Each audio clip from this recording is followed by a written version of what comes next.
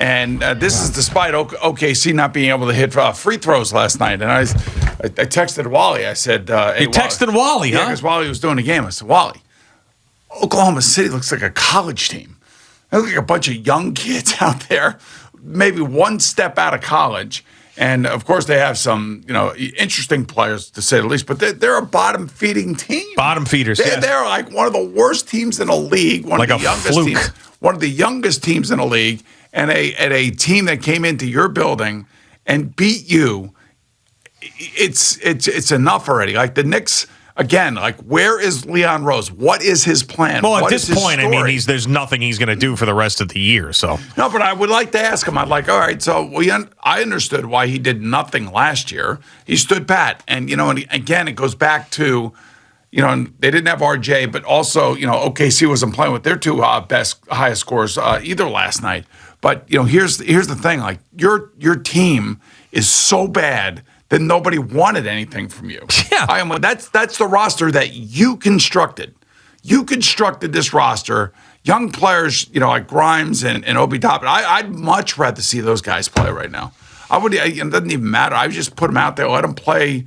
30 minutes, who cares? Yeah, you said it right there. It doesn't matter. And here we are again. I mean, it really is mind-boggling to think about the ineptitude of this franchise and how we got back to this point where you just feel like they're dead and irrelevant again. I mean, last year you got a taste. It was great. It was fun. We talked about it. We were excited. I was excited at the beginning of this season.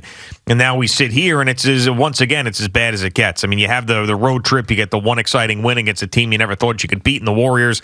The rest of the trip was terrible, and then you come back home against one of the league's worst teams, and then you end up having this loss in overtime. I mean, I can't do it anymore. I really can't with this group of Knicks. I'm cashing my chips out. That's it. I'm done. Doesn't matter. You can't keep these guys. The rest of this season is. I'm not going to dedicate more of my personal life to this group of losers. I can't do it. I can't continue to do this to myself.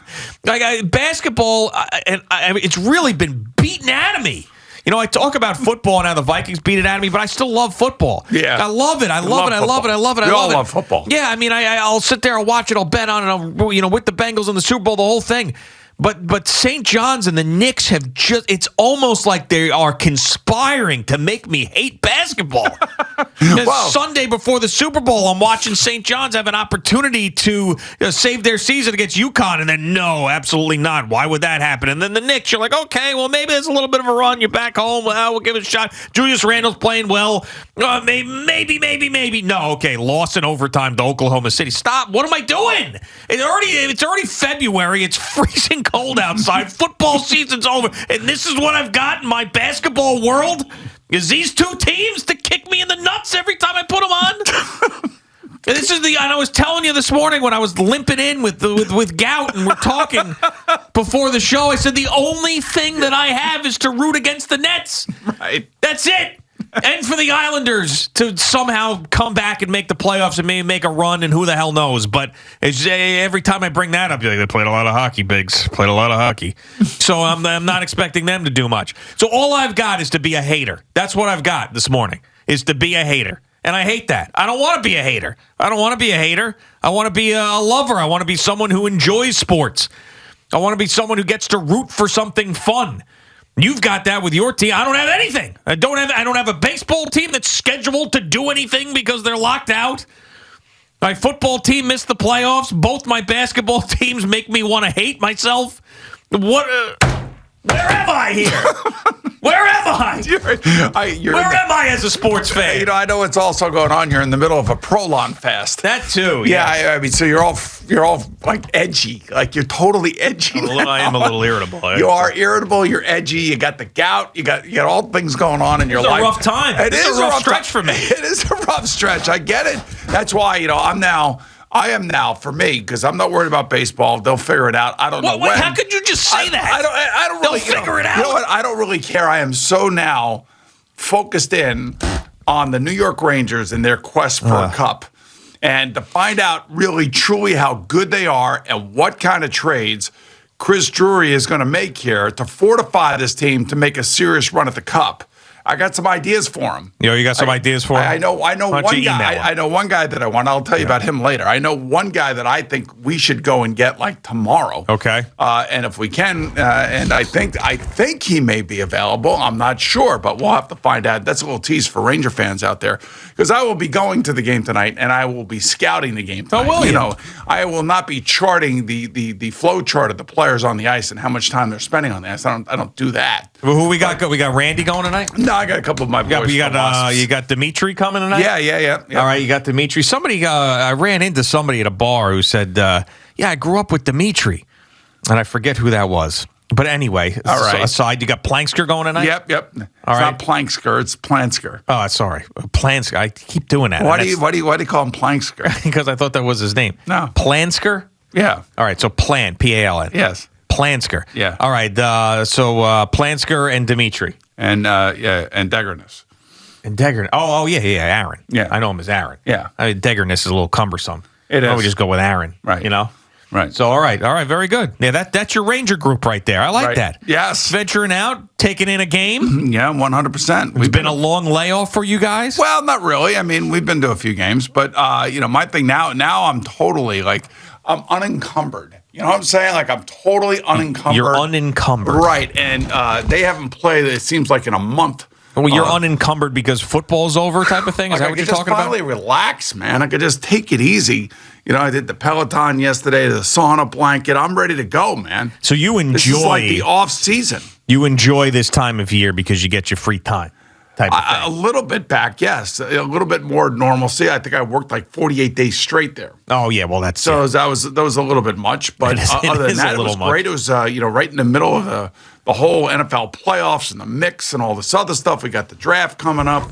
We got all things happening. I know one thing. Going back and watching the game film, the Game Pass on NFL. Are you going to drop it all 22 on me right now? I'm going to drop it all 22 on you. I will pull it up on my screen, and I have to give credit to my man Carton, because I saw one of his tweets and it made me want to go back and look at a particular play because he was pointing out some things. And Craig, you put a tweet out yesterday on the last play of the game where Aaron Donald just goes after Joe Burrow. Yeah. So Jamar Chase was open down the sideline. When you see it, you're gonna be like sick to your stomach, because Jalen Ramsey falls.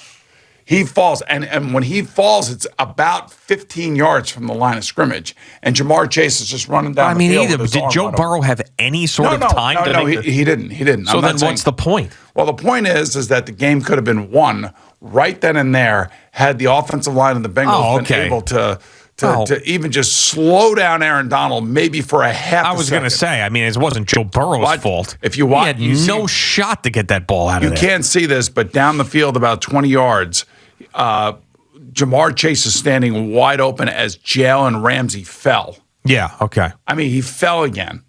And you want to talk about a guy, I know Eli Apple's taken a lot of heat from the NFL players and all this other crap for, getting beat. I guess he must have been mouthing off to the Kansas City Chiefs when they beat him in the AFC Championship game.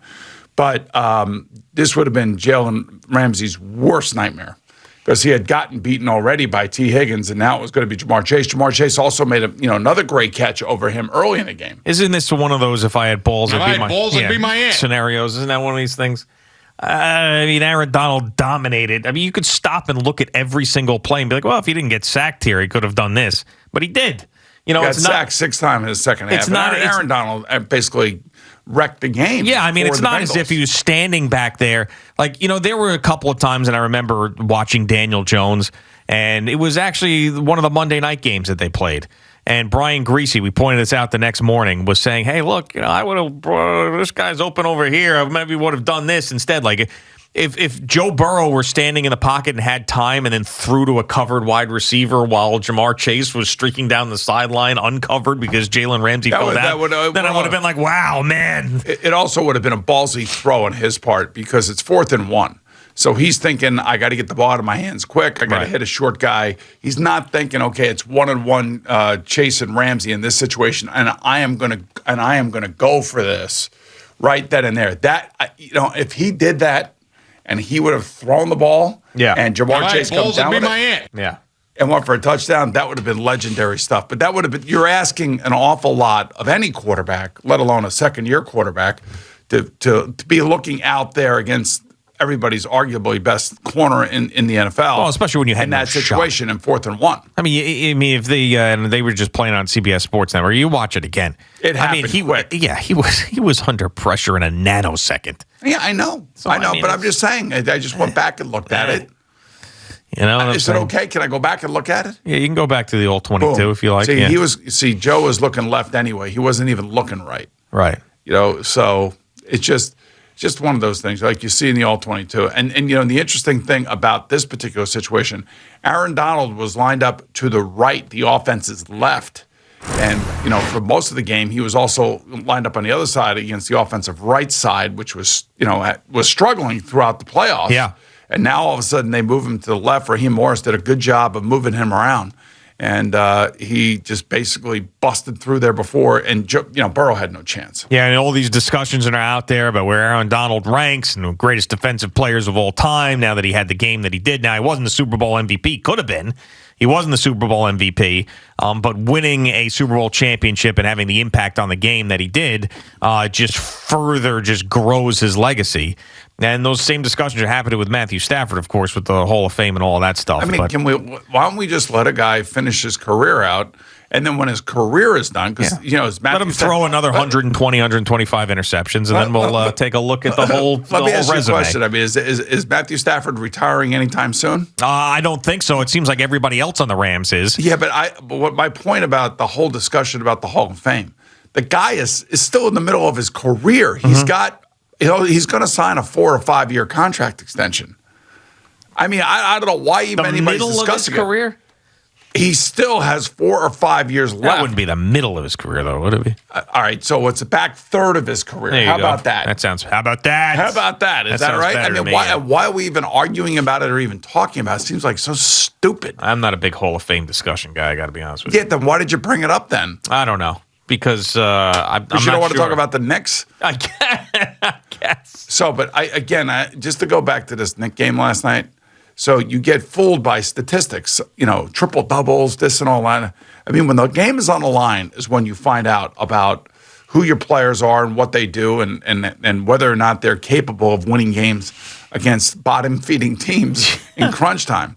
And your best player, again, throws the ball away. He threw the ball into the first row of the stands. Yeah. He threw the ball out underneath the basket. Just brutal. I mean, it's like you're in overtime, you're down by 4, there's 30 seconds to go, and you throw the ball into the front row of the stands, right over the bench of the OKC Just Thunder. Perfect. It's just perfect. I mean, this is the kind of crap that I'm talking about. That's your 21-22 Knicks in a nutshell right there. But again, a triple-double, played 3 good games in a row. Meaningless. But in crunch time, balls getting thrown away, shots not made, fouls, offensive fouls, like out-of-control players. Emmanuel Quickly, just again, I love Emmanuel Quickly. I really do like him. But, man, there are times where his hair is on fire. Yeah, well, that'll be I'm saying goodbye to the Knicks this morning. You are? That'll be the last time that I watch these guys for the rest of the year. That's it. Last night was it. See ya. See you later. You're not going to watch I'm gonna start watching Ozark. I've been putting that. I have to finish Yellowstone, the Tinder Swindler. I tried 1,000-Pound Best Friends after 1,000-Pound Sisters stopped. Did not like 1,000-Pound Best Friends. Didn't one of the 1,000-pound somebody's just die? No, probably a 600-pound life person probably died. Yeah, they chronicled so many lives that it's just one of them just died. Percentages, yeah. But not one of the 1,000-Pound Sisters. So I'm just started when the Knicks are on, I'm going to start going into the rotation there. Love is Blind is back on Netflix. I think I'll try that out. But the Knicks this year, to waste any more time on that team, I can't do it. I'm an adult. I got to make adult decisions. So you can tell me about it. I'll just say, hey, what happened with the Knicks game last night? If you're going to sit there and torture yourself watching these bums. What am I supposed to do? I mean, I felt like I wasted 2.5 hours of my life last night.